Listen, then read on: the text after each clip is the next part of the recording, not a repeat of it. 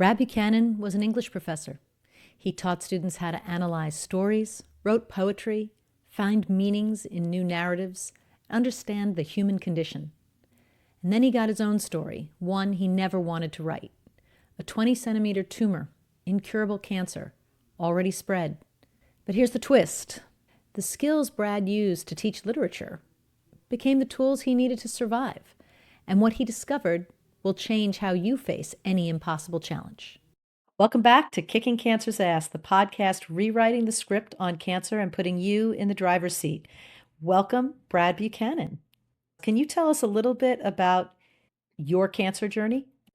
I was an English professor at Sac State. In the summer of 2014, I started to feel funny little lumps along my jawline.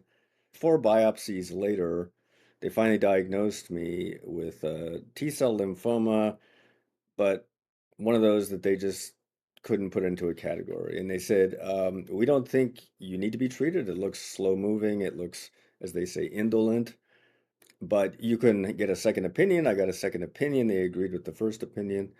And the only treatment that was ever suggested at that point was something called romidepsin, which actually was not approved at that time for first-line cancer treatment use. So my insurance wouldn't have covered it. However, the people who diagnosed me missed a big cancerous tumor that was burrowing into my left lung. As fast forward to May of 2015, I started coughing up a lot of blood. My wife, ran 3 red lights to get me to the hospital. I got 6 cycles of chemotherapy in the summer of 2015, but then it kept coming back. They were hoping it'd be put into remission, but they felt it was too aggressive, so I was going to need a stem cell transplant. Fortunately, my brother, younger brother, was tested and proved to be a 10 out of 10 match. That's a tremendous gift from your brother. And I don't think people realize how important it is to put yourself in that donor database. It's not dangerous to the donor at all. We'll get back to the show in just a second. If you're finding value in kicking cancer's ass, if these conversations are giving you more clarity, helping you feel more in control, and a lot less alone, please support the show and subscribe to our newsletter at kcapodcast.com. When you do, you'll find in-depth articles, searchable transcripts, and the KCA community. Everything on kcapodcast.com will help you have better, more confident conversations with your healthcare team so you can kick cancer's ass. So take a second, head over to kcapodcast.com on Substack, and hit subscribe. Thank you. Let's get back to the show. Nobody should be dying for lack of a donor any longer. You had a complication that is not uncommon, but not common either. So you went home from the hospital, you were supposed to go home, and you developed something called graft versus host disease. Can you tell us what that is and tell us what happened, how that showed up and what it meant for you? I started having these funny symptoms. I guess the first one was really bad eye pain, and they thought it was conjunctivitis or something. They had no idea what was going on. And then there was a red rash that came out all over my body, and I knew enough about the symptoms of graft versus host disease because I had read the pamphlet that you can get before you go in, and I said this rash, and the skin was peeling also. I said, this is classic GVHD symptoms. Now, unfortunately, the doctor presiding at that time thought she'd seen everything, and she said, no, no, no, this is way too early for that type of thing. So they postponed treatment by a couple of days. Meanwhile, I got super sick, and acute GVHD sort of ravaged my gastrointestinal system. So I will spare you the gory details, but it was bad enough that they told my wife 9 out of 10 people would die with that acute GVHD. The eye pain turned into blindness for 18 months. It's not a normal side effect of a stem cell transplant to get acute ocular graft versus host disease, but that's exactly what this was. I was in the hospital way longer than expected, and was sent home still in pretty rough shape. 128 days after I was admitted. I was still blind, still really sick with GVHD, but they decided I would recover faster at home. But that, of course, meant that my wife and mother had to become kind of nurses, administering antibiotics, which they'd actually gotten used to doing before, but also feeding me through this, it's called TPN, basically a feeding tube. I was treated successfully with something called photopheresis, ECP, where they circulated my blood through a very complicated, expensive machine that exposed it to a chemical called sorolin and to light, and then returned it to me. And that had the effect of like tamping down the aggressive T cells in my new immune system that were attacking the rest of my body. That's what graft versus host disease is, basically. Your new immune system doesn't recognize that the rest of your body is your friend and not your enemy.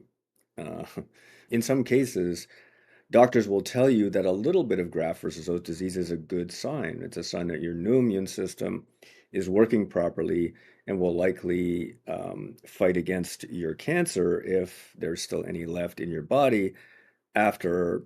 What are the steps when you're told a stem cell transplant and we have a donor? What happens and what did they expect to your recovery to be? The optimal stem cell transplant procedure is one where you're your own donor.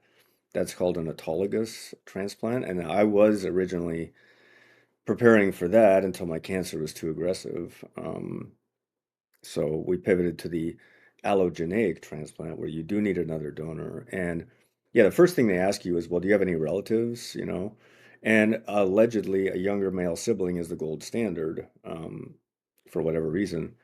So, but I had one and he tested beautifully and he was willing, so we went with that. But yeah, in my case, I had to undergo total body irradiation, 8 pretty grueling sessions of getting jammed into this glass torture device, hit with all the radiation I could handle. They put bricks over my heart and lungs, but everything else was zapped repeatedly with this very high dose of radiation and given extra chemotherapy to make sure that all the cancer they could possibly get hold of was killed. And so that wiped out my whole immune system, very, in one fell swoop. Anyway, the lead up actually went beautifully. My oncologist says, you had the weirdest, deadliest blood cancer I've ever seen, and you had the worst case of graft versus host disease I've ever seen. And you're still here, so you must be a hell of a tough guy.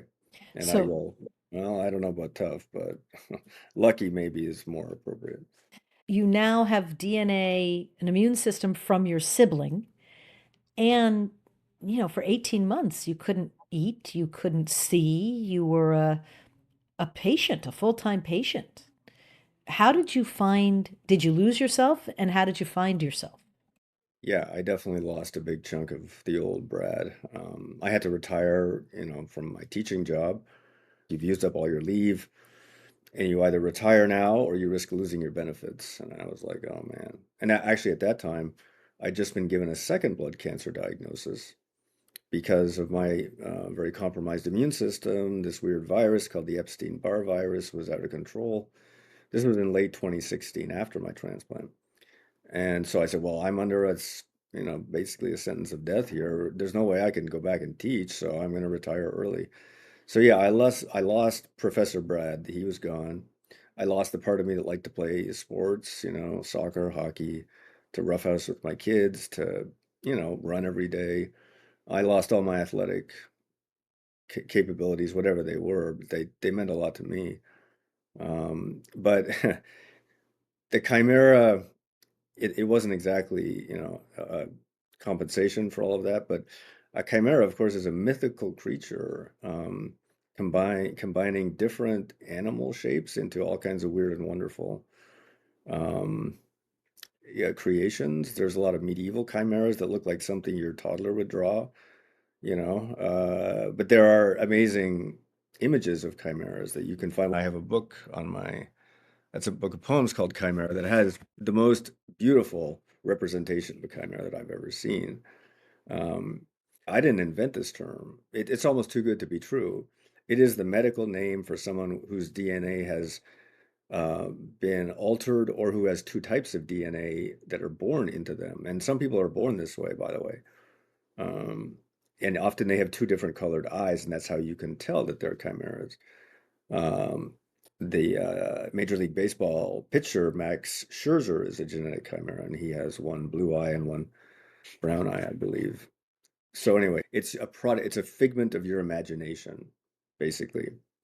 And that also kind of appealed to my own creative imagination as a poet, because poets invent new ways of using language. You know, we come up with weird metaphors for our lives and try to describe the indescribable experiences of human suffering, love, death, whatever. That's what poetry is for. And so, being Brad the Chimera was actually kind of fun for the poet inside of me that wanted material, you know, wanted good things to write about. Well, my medical misadventures were great material for the chimera in me that that needed to express itself. But it was certainly a painful identity to find oneself, you know, inhabiting. But yeah, I wouldn't change anything, honestly. I wouldn't change my life. You know, knowing what I know now and how it's all turned out. I mean, I would rather have not had cancer, of course, but I wouldn't choose a different course of treatment. You know, I wouldn't go off and hike in the Himalayas and just try to forget that I had cancer. I would do the same procedures with the same doctors at the same hospital. And you've said in things you've written, Brad, that you think having GVHD actually saved you. And I mean, it sounds miserable, and I'm so sorry you went through this. But how do you square that circle where GVHD was awful and GVHD saved you?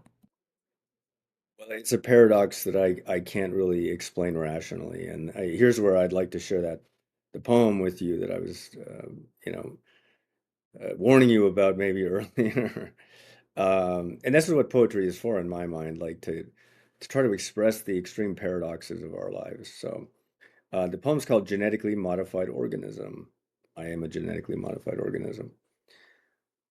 One part of me does not like the others, senses a separate origin elsewhere, hurts what hinders its self-expression, saws at the quick of my fingernails, has a bitter distaste for my tongue, drops hints of distemper into my liver, leaves faint inducing traces of arsenic inside my kidneys, hates my guts with a torrid passion, knows I depend on its hostility to protect me from a still worse enemy, loves me in spite of everything, like an envious younger brother who plots his revenge through a two-way mirror and watches me where I blindly suffer the life-giving adrenaline of his anger. So that poem is horribly unfair to my brother, of course. This is in no way his revenge on me. But I guess the way I thought of it was that my acute graft versus host disease was yeah, it was like a younger brother who doesn't mind seeing his older brother suffer, but would never want him to actually die, you know? And that's yeah, again, nothing to do with my real brother, who is a great guy and, you know, thoroughly decent human being, and who's, as I tell him and his children, he's my hero. I love how you incorporated so many sensory pieces into it because I think GVHD, you actually do feel like your body, you feel it with whether it's the skin or the taste. We had many conversations about this, you know, and actually before my transplant, we took a long walk together, and I said, you know, I could die from this. I could die from acute graft versus host disease. That in theory, your immune system is what would kill me in that case. But I want you to know that I will never blame you. I will only be grateful for what you've done. And you might feel guilty that somehow your immune system harmed me, but just know that that's not the case. Like that is not how I feel about this process. So we've had those conversations, and I've written a lot about my brother and his generosity uh, in different contexts. But when I'm trying to express the painful paradox of GVHD, and that's how doctors talk about GVHD to the patients going in for the transplant. They don't tend to say, "Yeah, you could die from acute graft versus host." Um, and in fact, I wrote a memoir about surviving and living with GVHD, and some of my doctors said, "Well, I hope my patients don't read your book because you're going to scare them away from getting the life-saving transplant." And I'm like, "Well, that's not my intention." And I say in the book what I've said to you here. I would do it all again with the same doctors in the same hospital. I don't regret any aspect of my treatment. I was thinking, the assumption that we don't want to scare the patient off. Like, you have something that's trying to kill you, cancer. You have a cure that may very well have side effects. And if you're aware of the early signs of GVHD, we can start treating and start mitigating. I would say my father-in-law died of complications from untreated GVHD, poorly managed GVHD.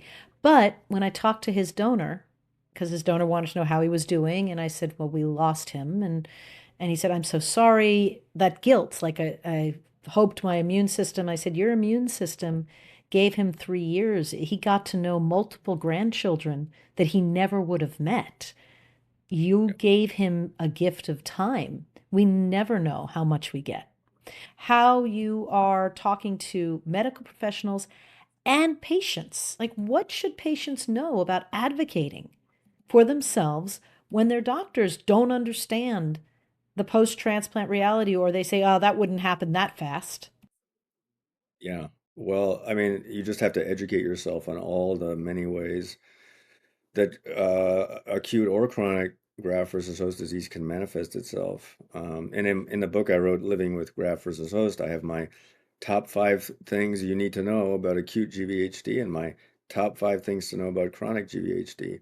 But to boil it all down, is it can manifest itself in almost as many ways as we can imagine. If you're messing with someone's DNA, right, as a stem cell transplant is doing, um, that is big magic. Like you are really mucking around with something that could manifest itself in all kinds of different ways, and some of the things that um, happen to you are pretty benign. Like, over the years, I've just lost this fingernail. It's withered away and it's not going to regrow. However, on a more serious level, I started to have a lot of trouble swallowing. And the first nurse practitioner I went to, um, he was like, "Man, no, that's no, definitely not GVHD. No, you probably have reflux or something." Well, he didn't know the first thing about GVHD, and it turns out, I didn't take that no for an answer. I kept talking to doctors. I kept trying to educate myself, and turns out, yeah, trouble swallowing is a known effect of chronic GVHD. Now, again, maybe I've got hit with more of the worst chronic GVHD symptoms since I had such an acute case of GVHD. It stands to reason that some of my chronic GVHD symptoms would also be pretty bad. So it's maybe not a very common side effect, but it is a known side effect. And I did eventually have to go in to get my esophagus kind of enlarged. They did a procedure where they put a little balloon down the throat and blew out the throat. Um, and so I still am very careful with what I eat, and I chew millions and millions of times more than most people. It takes me forever to eat, but that's not the worst thing in the world. It's better than choking to death, that's for sure. Well, and it's healthier. So I'm not going to let you off the hook without telling us, what are the top 5 things you need to know about acute, and what are the top 5 things we need to know about chronic? I know you've All written right. about it, but I want you to tell us. Okay. It's called Living with Graft versus Host Disease: How I Stopped Fighting Cancer and Started Healing. And we can talk about the fighting metaphors later. Well, number one thing about acute GVHD, it can be fatal. We've covered that already, right? You can die straight out from acute GVHD. Number two, acute GVHD can be curbed with preventative medications, and timely diagnosis, which they're pretty good about preventative stuff. And most doctors, I think, I would hope, if you're still in the hospital, they're watching you carefully for acute GVHD symptoms. Number three thing, acute GVHD usually occurs within 100 days of transplant day zero, but can also occur later. You hear a lot of that 100-day rule. That's by no means, hard and fast for everybody. There are known, number four is there are some known factors that can increase the risk of acute GVHD. If you have an unrelated mismatched or haplodonor, a female donor, sorry, but those are the statistics. I don't know why. Or total body irradiation, as I did prior to transplant, your odds of getting acute GVHD increase. And then five, acute GVHD can attack just about any part of your body. In my case, it was skin. It was what they call the epithelial layer. So the skin, including my eye, the corneas, and my gastrointestinal tract, just went scorching on through there. All right, and here we go. Top five things for you to know about chronic GVHD. Number one, having had acute GVHD makes it more likely that you will experience chronic GVHD, and that is my case. Number two, in general, chronic GVHD symptoms tend to be milder and more treatable than acute GVHD symptoms and usually disappear eventually. That's the good news. The usual first-line treatment of chronic GVHD is prednisone, often accompanied by tacrolimus and cyclosporin. There are other medications out there too, and there are a lot of prescription drugs aimed directly at GVHD. Ibrutinib, Rezurock, so forth. Stuff, Jakafi, most of which I have not taken. Um, there are also second-line treatments of chronic GVHD, which can help if the first-line treatments fail or have unacceptable side effects. Just my lips get super dry. Eye problems. Yep. Throat and stomach problems. Well, I've had both. Liver and lungs. Lung GVHD is probably the thing I fear the most. Um, and I know a lot of people who have, had to walk around with oxygen tubes because their lungs are slowly kind of getting eaten away with GVHD. Genital problems, generally worse for women than for men, but when you have skin problems in the genital area, they can be very painful. And interfere with your sex life big time. And nervous system and other quote unquote unusual problems. You can get neuropathy and other nerve issues, muscle weakness, Raynaud's phenomenon. Anyway, there's a laundry list of things that can go wrong when you're messing around with someone's DNA. And yeah, so chronic GVHD can come in a lot of different forms. If you're a stem cell transplant survivor, it sounds like one of the first questions when anything starts happening is this GVHD and what GVHD treatment should we try to help minimize, mitigate, or eradicate this flare up? Yep, Okay. exactly. And don't assume that there's a GVHD expert at your hospital. There's the big problem, in my opinion, in North America, is that there are so many places doing transplants of all kinds that there's no way there's enough GVHD experts at each hospital to handle the patients who are going to show up with GVHD symptoms. It's a little different in Europe where they have fewer transplant centers, but better at wraparound care. So sometimes I know people, I am a mentor for something called GVHD Speaks. And I talk to people who have to, travel to a different state to get treatment for their GVHD symptoms than the one they started with getting their transplant. So you know, again, a lot of people pretend that they know something about GVHD when really they don't. And unfortunately, this expertise we're a very tiny, slice of the patient community. And some people would say we've already been overserved our share of medical care. So there's GVHD Speaks. Are Yeah. there other, is it something where a National Cancer, Comprehensive Cancer Center is more likely to have a GVHD expert, or are there particular facilities, systems in the United States that have GVHD experts? Where would you tell someone to look? That's a great question. I'm not sure I'm actually qualified, but I would say that the bigger cancer centers are more likely to have more doctors and therefore more experts. But there are people out there doing research, and you can find them online. I found some of them online myself. I want to pivot a moment because I know you do Man Up to Cancer. I know you do GVHD Speaks, and you do workshops with writing and support and helping other people, which is such a gift to help other people through their experience. Why do you do that? And what's the most powerful thing you've witnessed when somebody's put their experience into words? I've lost my teaching, profession. My vocation as a teacher is gone. And there's something about these workshops that feels a little bit like that. I'm not a teacher, I'm a facilitator. I guess writing was such a big part of my coping mechanism when I was ill. My wife and I kept a blog during my entire cancer experience. You can still see it. It's called The Aspiring Chimera.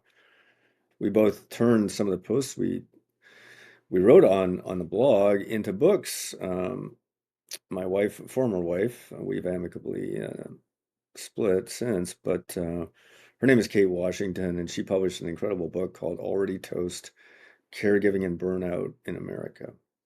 And I've milked my blog writings for a number of books, poetry books, as well as the GVHD book. But anyway, writing to me was kind of just emergency coping mechanism number one. Like the night I was in the hospital with the tumor bursting in my lung, I was sitting there for hours with nothing to do, nothing to think about. Just, okay, well, here's a chance to write a poem. Here's what it's like to be in this emergency room, hooked up to this machine, hoping that I'm not going to die tonight. It was really intense. And turns out intense experiences produce good writing. At least I think they do.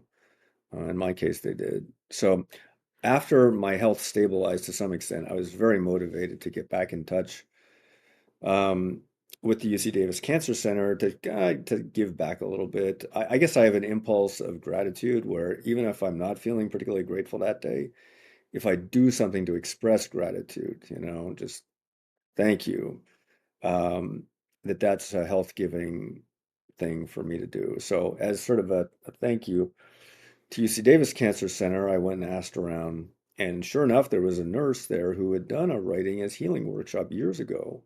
And she said, let's get that off the ground again. And she taught me the workshopping method that we now use at the UC Davis Writing Center workshops, that we use in online writing workshops I do through the Leukemia and Lymphoma Society, who I guess now are known as Blood Cancers United. Anyway, so yeah, I guess I just feel like writing is a very important, uh, very low resource tool for expressing your feelings in a safe way where you're not yelling at other human beings, you're not drinking yourself to death, you're not ignoring your problems, you're processing what you need to process through words. It's probably not news to you that men are not encouraged to express their feelings to each other. Um, that generally we're socialized in North America anyway to be rugged, self-confident individuals projecting invulnerable strength and so forth. And when something goes drastically wrong, like we get cancer, well, there's no plan B. We deflect, deny, distract ourselves, and often don't do the things we need to do to get into the doctor to get treated and get back on our feet again. And that's why men have higher mortality rates from the same cancers. They get diagnosed later. Anyway, so men in particular seem to be just really responding well, I suppose, to a man coming in with a workshop idea and giving them permission or even an assignment. Hey, buddy, time to write about your cancer experience.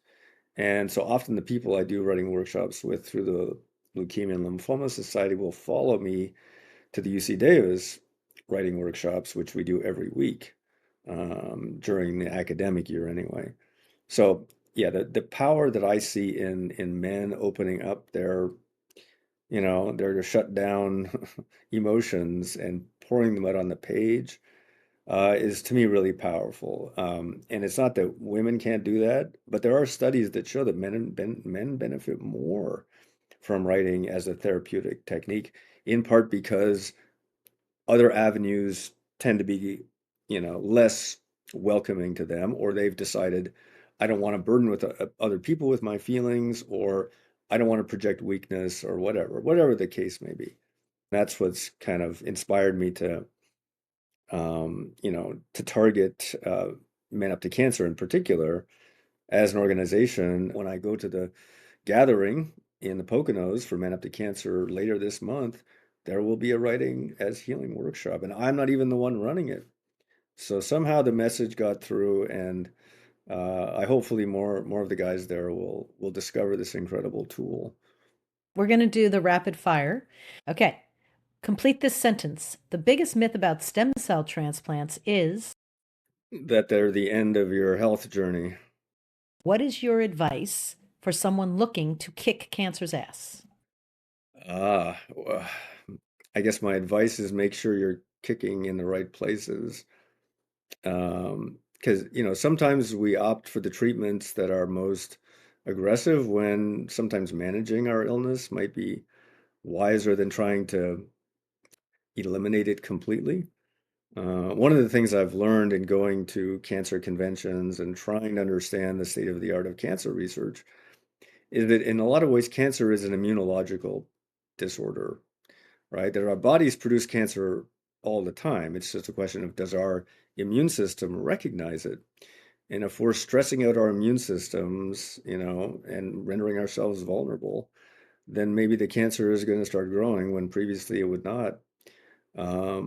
So, you know, I absolutely do support the fighting spirit that I needed when I was going into cancer treatments because I was very squeamish. I tended to faint when people would poke me with a needle or even describe what chemo was going to be like.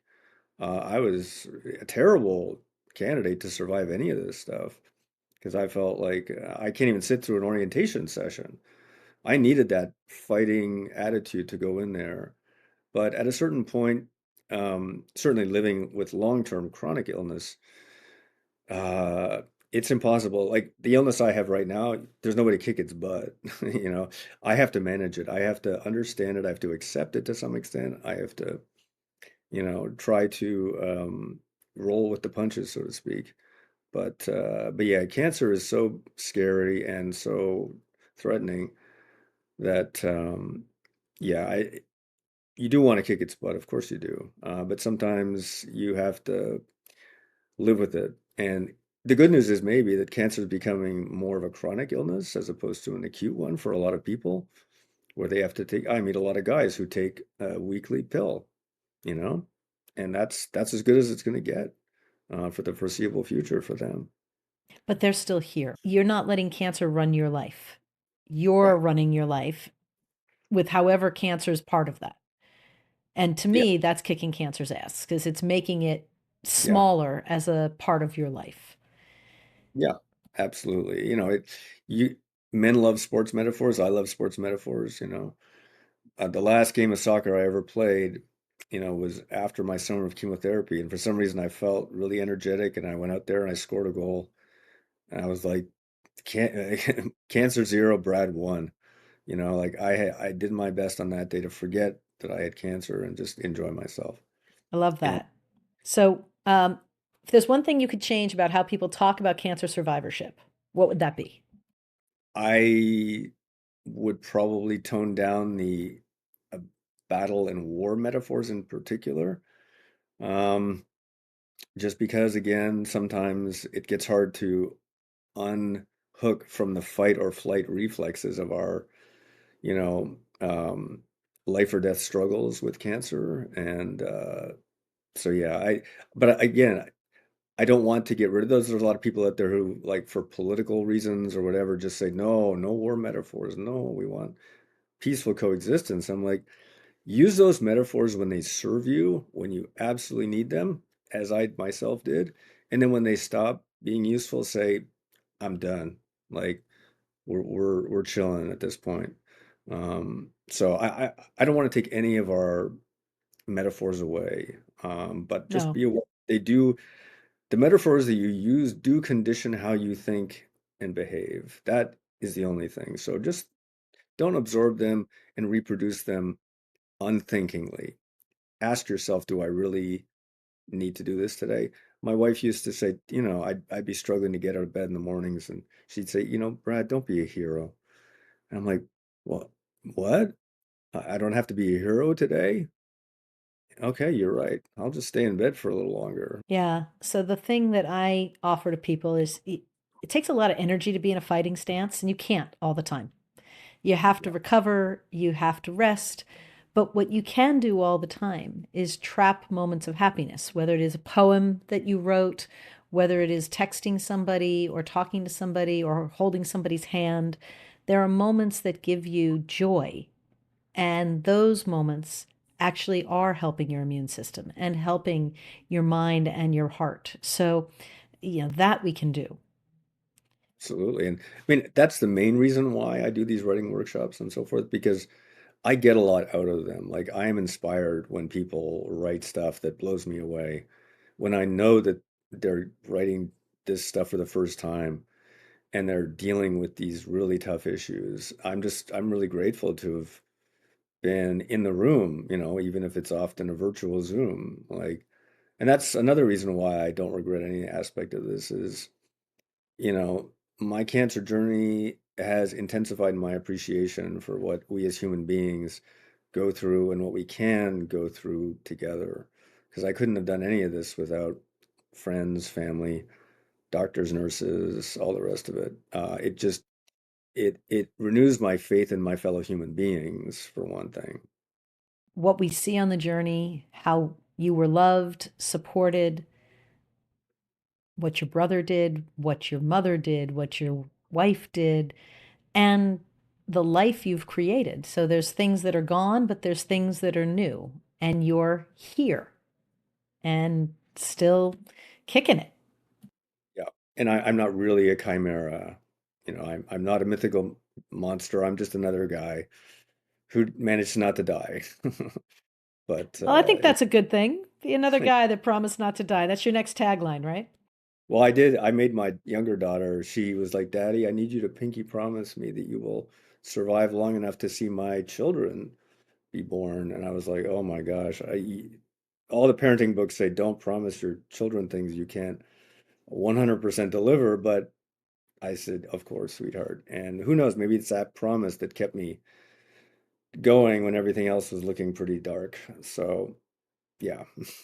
What does it mean to be life after I'm changed? I use the metaphor of kintsugi, the Japanese art of beauty after brokenness, because the bowl is broken and it is back together.